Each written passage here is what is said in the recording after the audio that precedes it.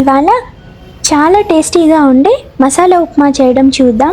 So upma అనగానే అందరూ అబ్బా ఉప్మాయే కదా అని అనుకుంటారు. అలా కాకుండా వెజిటబుల్స్ అవి వేసి చాలా రుచిగా మనం చేస్తే తప్పకుండా అందరూ ఇష్టంగా తింటారు. దీని గురించి ఒక కప్పు సూజీ రవ్వని డ్రై రోస్ట్ చేసుకోండి. వేరే గిన్నెలోకి తీసుకొని ఒక ప్యాన్లోని కొంచెం ఆయిల్ వేసి మినప్పప్పు, ఇంకా అలాగే మిగిలిన పోపు దినుసులు అనమాట, ఆవాలు, అలాగే శనగపప్పు వేసుకోండి. ఉప్మాలోని జీలకర్ర వేస్తే బాగుండదు. సో అలాగే పచ్చిమిరపకాయలు, ఇంకా క్యాప్సికమ్ ముక్కలు చిన్నగా తరుక్కొని వేసుకోండి.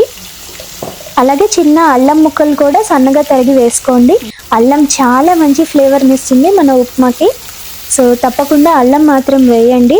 అలాగే నేను క్యారెట్, ఇంకా బంగాళదుంప, ఇంకా గ్రీన్ పీస్ ఒక విజిల్ వేయించి ఉడికించాను అనమాట. మీరు డైరెక్ట్గా కూడా వేసుకోవచ్చు, అయితే కొంచెంసేపు ప్యాన్లో మగ్గబెట్టాలి. లేదు అంటే నాలాగా ఒకసారి ఉడికించేసేయండి. సో ఒక కప్పు రవ్వ గురించి 5 కప్పుల నీళ్ళు వేయాలన్నమాట. అలా అయితే మీకు బాగుంటుంది. సో దాంతోపాటు తగిన గరం మసాలా పౌడర్ వేస్తే చాలా మంచి ఫ్లేవర్ వస్తుంది.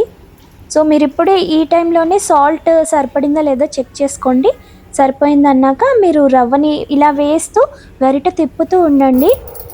ఒకేసారి వేసేయద్దు, మళ్ళీ ఉండలు కట్టేస్తాయి.